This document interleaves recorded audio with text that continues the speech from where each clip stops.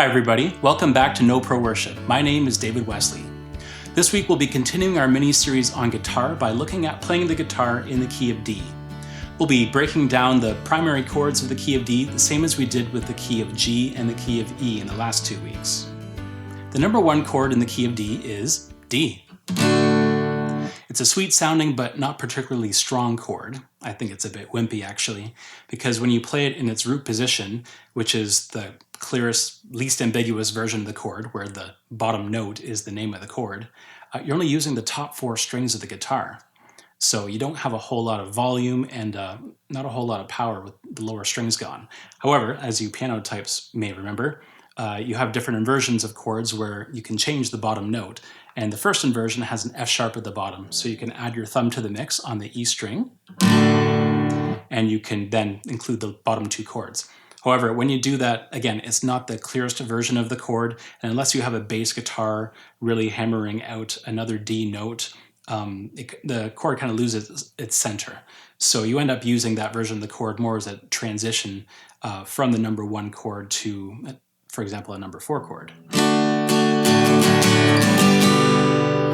Now, another great thing about the D chord, especially as the number 1 chord, because your song may spend a lot of its time on this chord, is that it has a couple of those close cousins or variations of the chord that you can do just by lifting or adding another finger. So you can go from your normal D major to a D sus, to a D2, and a D2 over 4, and you can just go back and forth between these quite easily.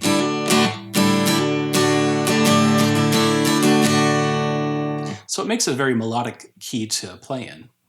The next chord to look at is the number 5 chord, and in the key of D, the number 5 chord is A. Now, I tend to use a particular fingering, 2, 3, and 4, to fret these strings, but there's a couple different ways you can do it. You can do 1, 2, and 3. My fingers are a little bit short and stubby, so this doesn't always work for me. And you can also just fret all 3 strings with just your index finger if you can just get a little bit more muscle power in there. Now, you might use all 3 versions of the chord in the same song even, because you could provide smoother transitions to or from different chords. For example, if you're going from an A to B minor, you may use the version with just the index finger, because to transition, all you have to do is slide that finger over all of the strings and put your other fingers into position. Whereas if you're going from an A to an E minor, it makes sense to use 2, 3, and 4 because you're just sliding your fingers over a bit.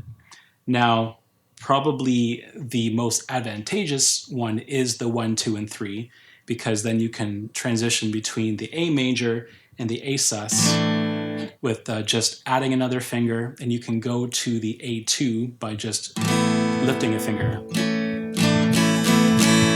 So it's the same kind of melodic changes that you can get with the D chord as well. The number 4 chord in the key of D is G. You may remember this as the very first chord that we looked at 2 weeks ago when we talked about playing guitar in the key of G. However, as the number 4 chord, G is playing a very different function in the key of D. The transitions are not quite as smooth as they are in the key of G, and some of those close cousins that we talked about are off limits because some of the notes don't fit in the key signature of D. And one of the common transitions in songs is going from the number 4 to the number 5 to the number 1 chord, and in this case, G to A to D. And this is one of those examples of where using just the single index finger for the key of A actually provides a bit of a smoother transition from the G to the A to the D, as opposed to lets you take your fingers off the fretboard a little bit less and kind of roll your hand over into the different positions. The number 6 chord in the key of D is B minor. This is where we start to get into a little bit of trouble for amateur players like myself, because this is a bar chord. So even if we can manage to get our fingers into the right position and put down that index finger tightly enough to get a good sound out of it, we also have to worry about transitioning to and from the bar chord, which can be a bit of a challenge. The number 2 chord in the key of D is E minor.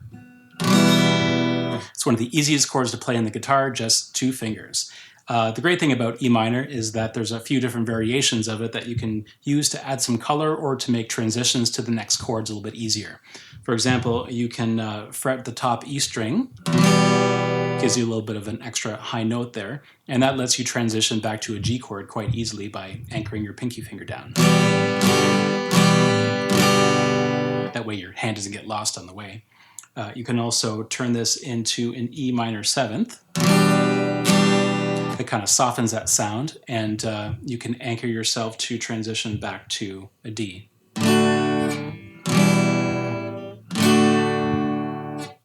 So I'm not really a big fan of playing in the key of D, which might be surprising because it's a very common key to compose in. It's a very common key to play in, especially in churches. Now, the reason for this is because I find that the number 1 chord, the D chord, which should kind of provide a foundation and a center for the key, it's really wimpy with just those top 4 strings, and I find that it just doesn't have much power to center a song. So unless you have a bass player or a piano player to fill out the bottom of that chord, it seems like something is missing. So when I'm playing guitar for another worship leader, piano bass for example, I'll often play in the key of C and capo up to, because I find that the sound that I can get out of the guitar in the key of C is just better for me. That being said, there are some great qualities about the key of D that are worth mentioning. First of all, I touched on this briefly before, and that is that the key of D is quite melodic. What that means is that the primary chords in the key of D have lots of those close variants or cousins that you can reach just by adding or subtracting one finger. So the transitions between them are a lot smoother than they might be in some other keys. And what this does is it gives you the ability to play some simple melodies while you're still providing chords, still providing rhythm to the rest of the band. Now, if you are playing with a piano, some of these finer things might get buried in the sound system, but they definitely come out when you're playing by yourself. The best example I can think of this is Come Now Is the Time to Worship by Brian Dirksen. This is probably the first song that I learned in the key of D, and you can pretty much crank out the entire melody of the song while you're playing the chords. Just for the sake of time, I'll just power through it pretty quickly.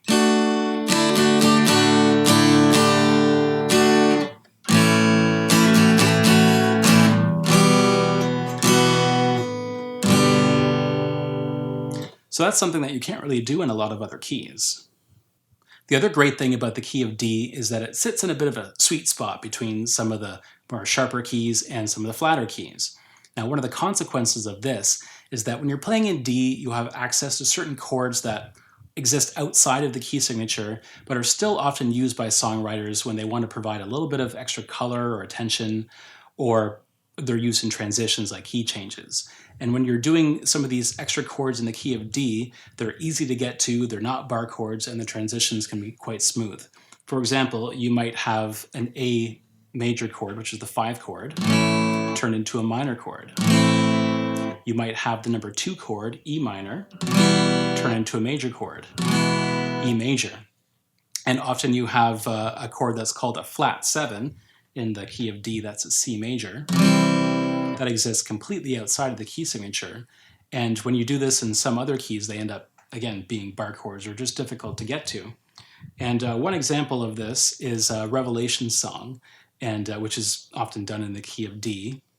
It's debatable whether we should say it's in the key of D, but it has the same chord rotation through the whole song, and it goes from 1 to that minor 5 to that flat 7 to the 4.